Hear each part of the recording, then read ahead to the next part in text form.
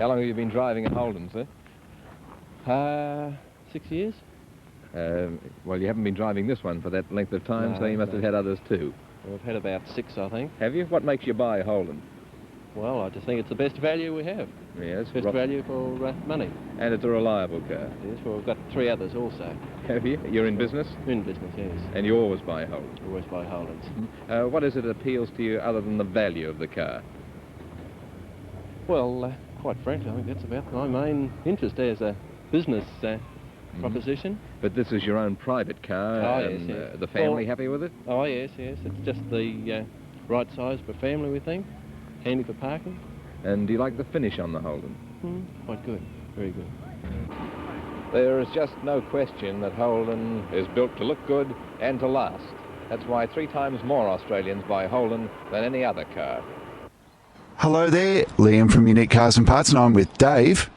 G'day, Liam. Nice to be here. G'day, Dave, and thank you for taking the time out of your day to show me what is a remarkable EJ Holden sedan, but it's not just any special, is it? It's something, it's a mark above, and I believe it was the first model Holden where they went a little bit luxury. They did. It's the one that they boasted the new style with, and the new Premier model, which was, as you say, the top of the range with the lush seats and the heater and all the rest of it. So I did an interview with a fellow that had an EK Holden, and he had an aftermarket heater, but the Premier came with the heater as standard. The warm ride, it did, with 2-speed warm ride in there, and she belts out a bit of warmth, let me tell you. Yeah. So 1963, these things replaced the EK. Yep. And to my mind, Holden always, for the first series of models came in a 2-model lineup. Yeah. So the 48215 and the FJ and FE and FC, FBEK. This was, I think, the first time that I reckon that they caught up with American styling. Do you agree? I do agree, yeah, absolutely. They probably made a little bit of a mistake, which is well known, with not upgrading the running gear so much, which was probably the downside of the EJ.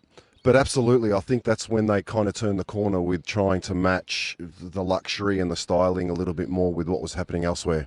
And I think that their paintwork went up a notch as well. Now this has got, it looks to me like metallic. It is, and again, that was one of the features. One of the first new features of Holden was the option with a metallic paint finish. So this is known as Euroa Gold. This colour.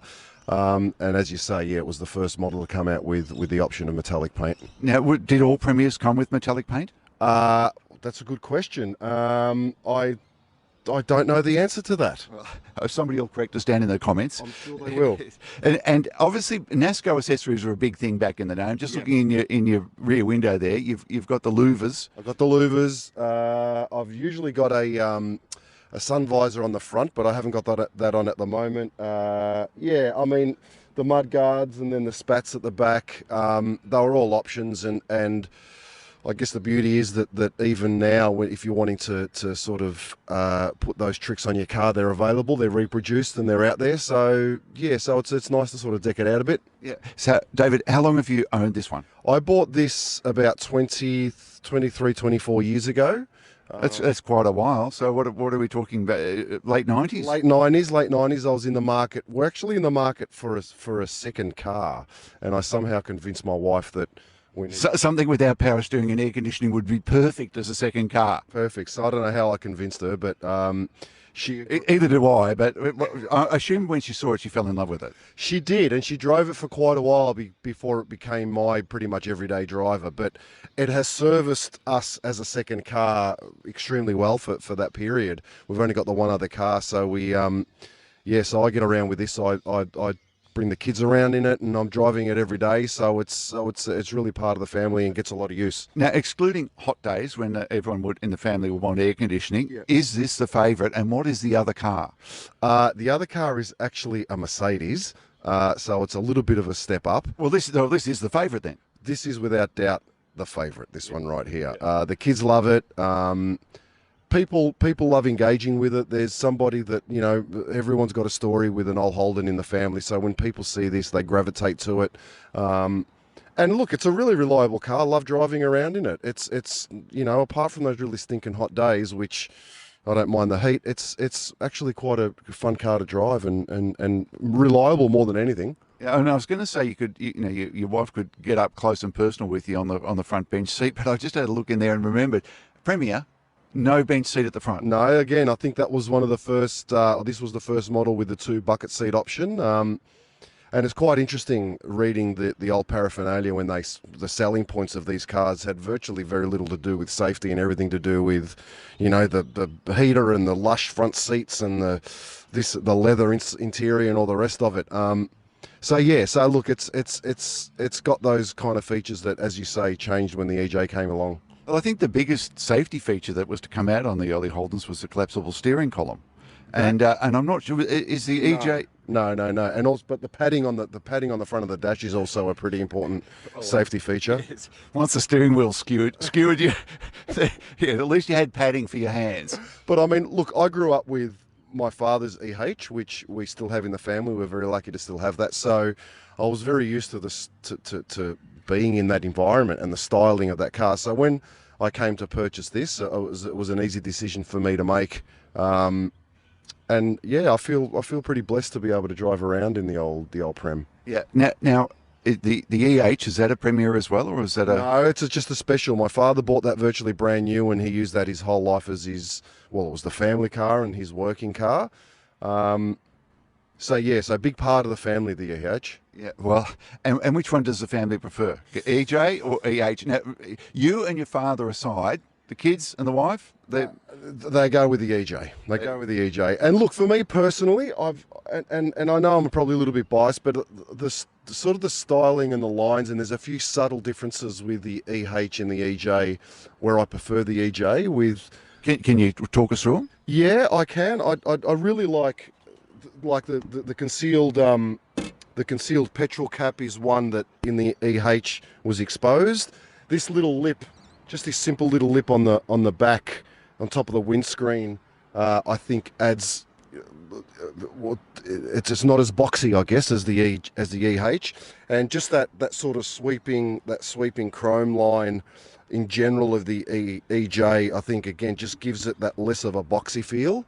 And the tail lights, I am rather partial to the EH tail lights, but I know others prefer the EJ. Yeah, me too. I'm sort of a bit of a fan of that. So, I mean, there's no doubt that the lack of upgrading the running gear on the EJ is what its downfall has been over the years. The EH came out with a new engine, and that that was a really big turning point for Holden.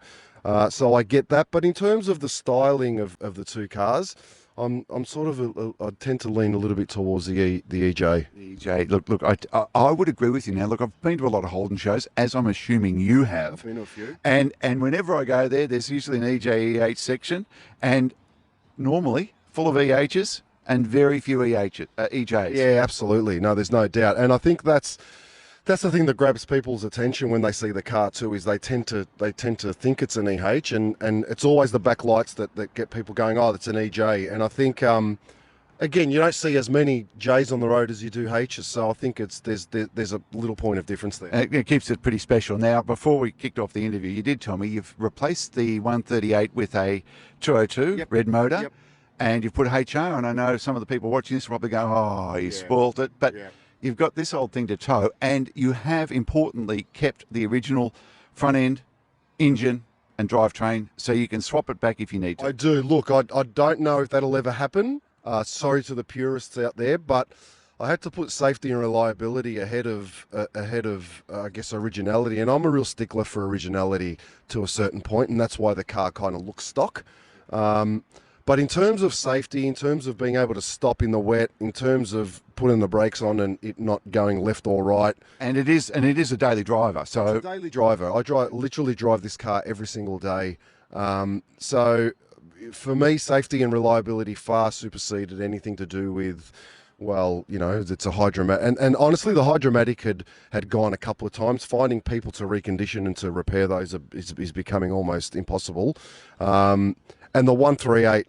I mean, you don't need me to tell you that it's a bit of a slug on the road. So, and that's before you before you hitch Myles to the back. Exactly. So once this was happening, the decision of having made those changes some years ago was definitely, you know, it was a worthwhile decision. And if we just go over some of the options that you've managed to put on this, the bumper overriders, were they standard on the I believe Prem? so. Yeah, I believe so. Okay, the spats at the back. No, I don't know. They weren't. They didn't come out with a Prem. No. So I think the main thing with a Prem is obviously the chroming, the badges, the wheels and the wheel trims are Premier options, and I think everything else is pretty much what you could add to option up your Premier. And I'm looking in the back, and at the rear of the two back seats, you've got ashtrays. I'm pretty sure that was a Premier. I think on the bench seat you got one. You got one. On the Premier you got two, because everyone could have a smoke in their own personal ashtray. That's a couple of smokers in the back. Everyone's got their personal. And the radio, that was standard with the Prem. Again, I'm not 100% sure, but if I had to guess, I would say no. I would say that was one of those things you could option up. Is it? It looks Dinky Die original. Is it a valve job? It is. Okay. It took a while to track down that one, so that was a later edition for me. Yeah. Any other additions that you've had to put on since acquiring it 20 years ago? I put the louvers on. I put the spats on. The spats look great, by the way. Thank you. And I mean, again, the little badges on the spats, I don't think they were an original thing, so I sort of just whacked those on there. I think everything else is how I purchased the car. And is it a rude question to ask, Dave, how much you purchased it for? I purchased it for $5,000. What? Well, it's been 20 years. Yeah. What do you reckon it'd go for now? Now, look, I'd say in this condition, and it is in. Look, it's a daily driver, so you've got to give it. You know, there's a few little marks here and there, but marks and metal scars on you got to look carefully for them. I'd be hesitating. This could be somewhere, but upwards of $40,000 worth. Oh yeah, particularly given that you've got the original stuff to go with it. So if somebody wanted to convert it back to original, there's no doubt they're becoming more difficult and rarer to find. I know someone, funnily enough, who lives not too far from here that had the exact car, and he sold that about a year ago for about 27, and that's just before the market, in his opinion, sort of went up, where he could have got a little bit more. So look. Yeah, look, I think upwards of 25. I think it would be reasonable. It's starting to be worth more than the Merc, I would say. Oh, absolutely, 100%. And turns more heads. There's no doubt. But I've always suggested that, again, close up, that you can see the battle scars, but it's a really wonderful base for a full restoration if I ever decide to go down that track one day. And behind it, Dave, we've got Myles, yes, the Caravan. Yes, and this is a 50s Caravan. It's a 1951 Clipper. South Australian made Caravan that were readily available back in the 50s, and as I say, this was purchased in 1951 by a sheep farmer, actually, in Adelaide, who towed it to his sheep farm, and it pretty much sat there up until a few years ago as the accommodation for the shearers on the farm. So hence the name Myles was given to the Caravan, because it never really travelled any miles, any distance. And so the sheep shearers, yes, would sleep in there. That was their accommodation. Correct. And then how did you come across it? Well, again, it became derelict over time. The last 20 years, it was left to sit there, and it became really badly weathered and damaged. The owner was who's in his 90s, was literally about to tow it to the tip. A local gentleman got wind of it and said, I'd be happy to take it and look at restoring it. And he did so. He spent upwards of 300 hours doing what you see here.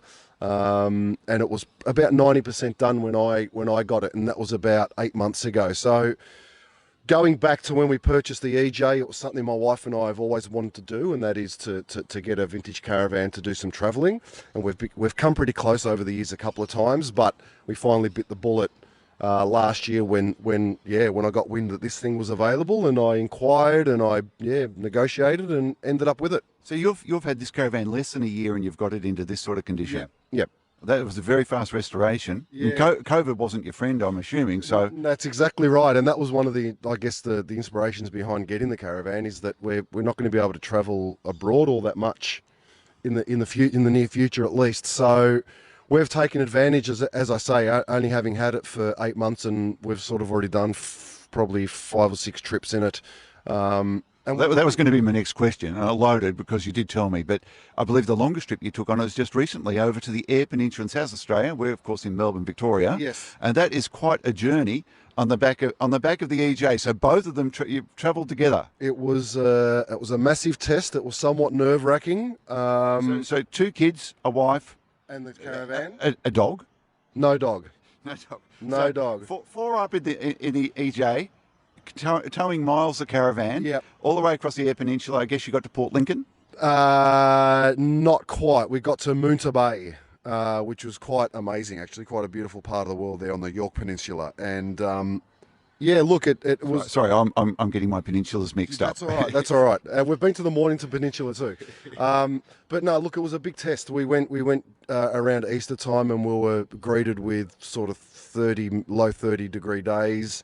No aircon in this either. No aircon in that. And nor in the EJ. Nor in the EJ. But just for the looks, the family were totally good with it. I've got a thermo fan on there which kept the engine cool. That was the main thing. So, yeah, look, I was just really, really excited that we're able to get there and get back. And I kid you not, less than 1 kilometre from home, we had a flat tyre on the way home. So we ended up doing, as I say, 2,000 Ks in the it must have been kilometre 1,999 that we got a flat tyre. So, touch wood, it all went well. And when you say touch wood, if you lean over, it is actual wood that you're touching. Yeah, it's all bondwood. It's all rigidage, and yeah, look, we're loving it. It's just a sleeper. We only, you got to get it into a caravan park, so you've got facilities around you. But in terms of the 4 of us being in there comfortable, it's just a really great experience. Yeah, but back in those days, no shower, no porta potty. Nothing. You needed the caravan park facilities. Absolutely. Yeah, but 4 beds.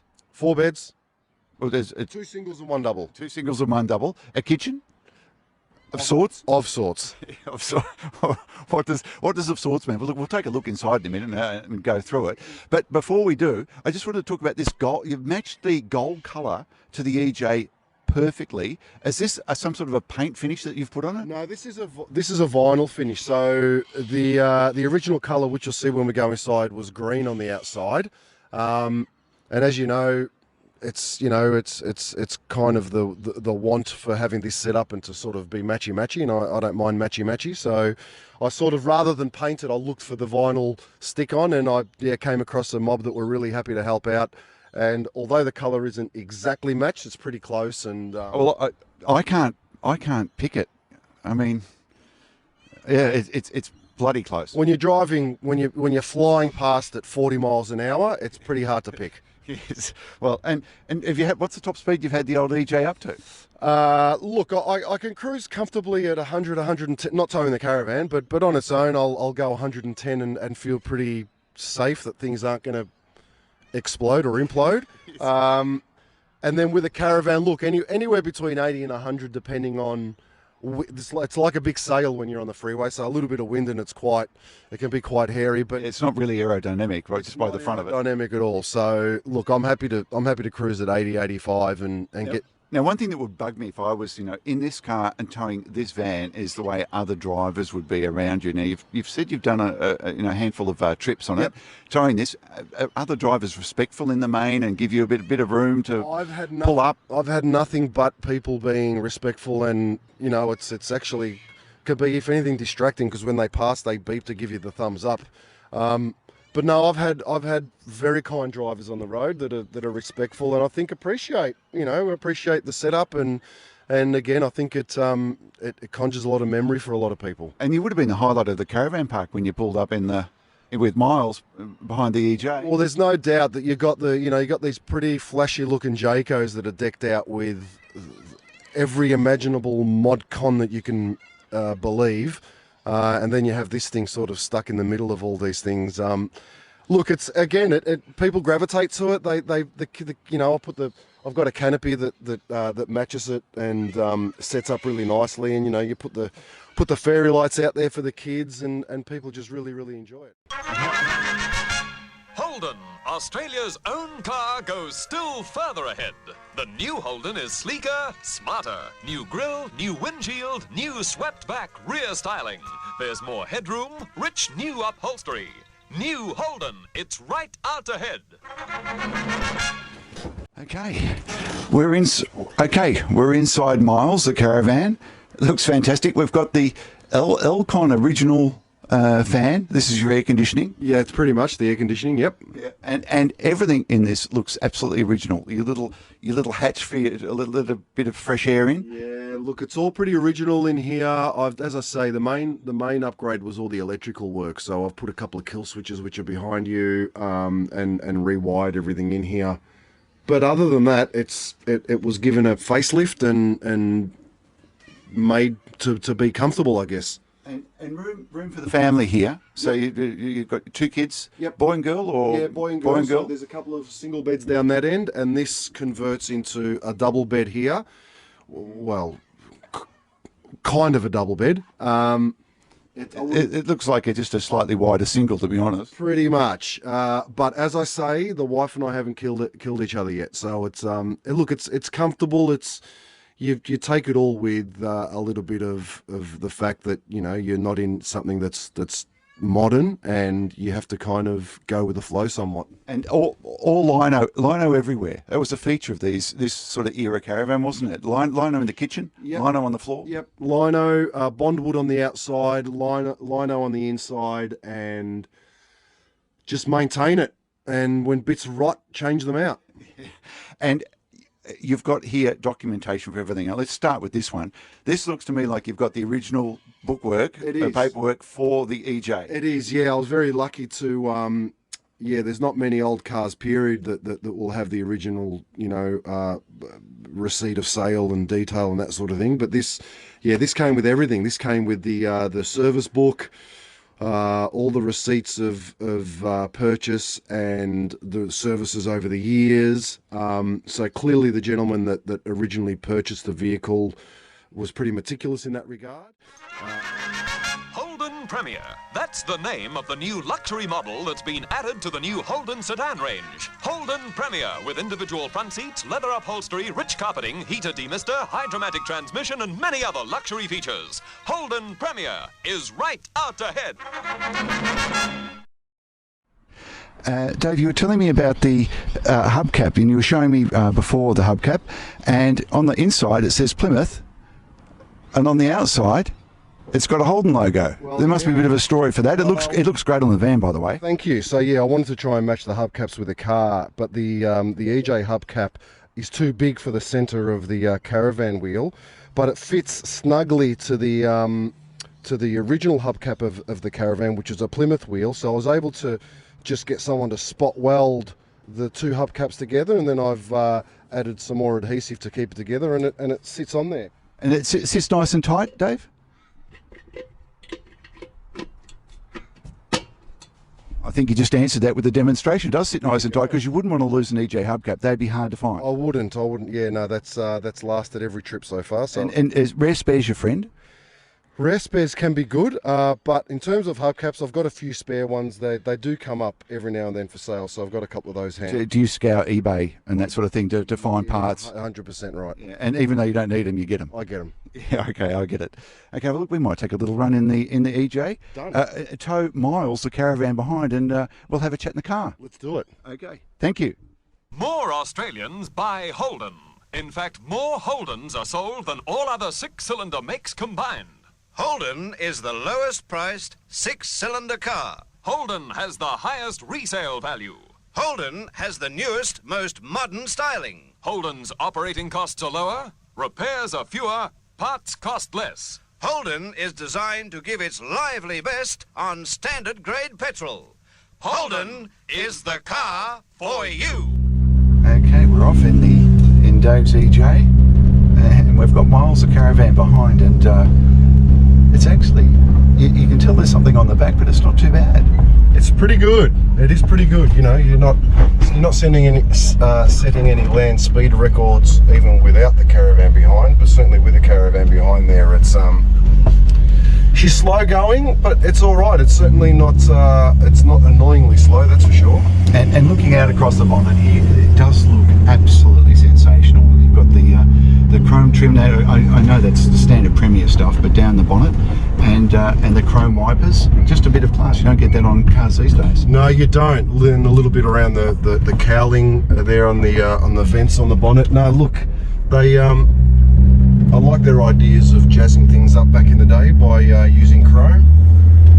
There was just a gentleman on the left of the road that stopped to have a look at what was going on, and he's not the first one. When we were videoing, somebody come up and had a chat and told us he used to own EH. Yeah. And then I saw another gentleman taking his while to walk past, had a really good look, and somebody got their phone out and took photos of it. Yeah. That sort of reaction you get all the time, I imagine. Yeah, look, yeah, it does. It's and that's again, it's I don't do it for that reason, but it's certainly nice to just connect with people, and I just love the look on people's faces when they reminisce about, oh, I learned to drive in a car like that, or I love that old Caravan we used to go on holidays with something similar. So it invokes that memory in a lot of people.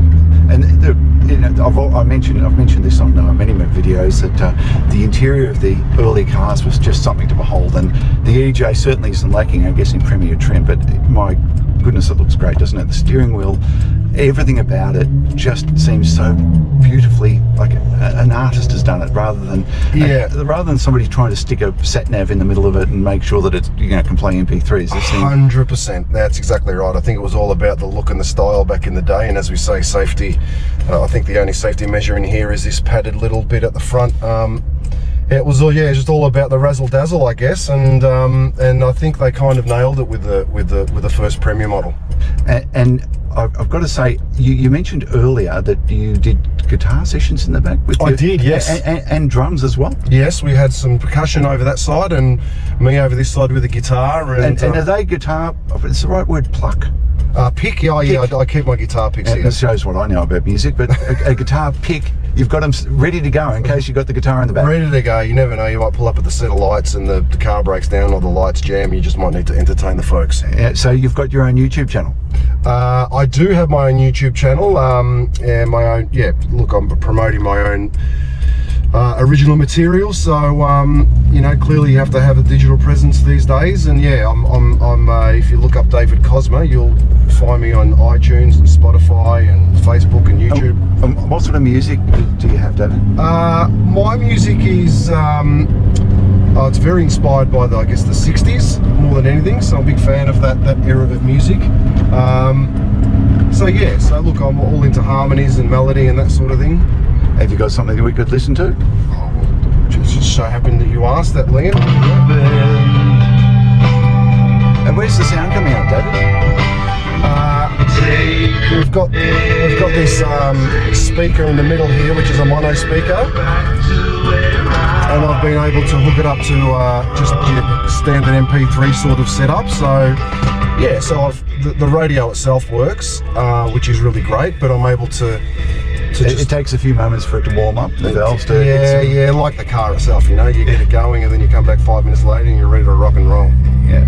Well, when people own cars in this era, they'd always start their engine for 5 minutes before they took off in the morning. Exactly. We had a lot more patience back then, didn't we? Yeah, well, I think we had to do it. I was always taught, you've got to warm up your car before you take off. 100%. So, no, I still live by that adage, no doubt.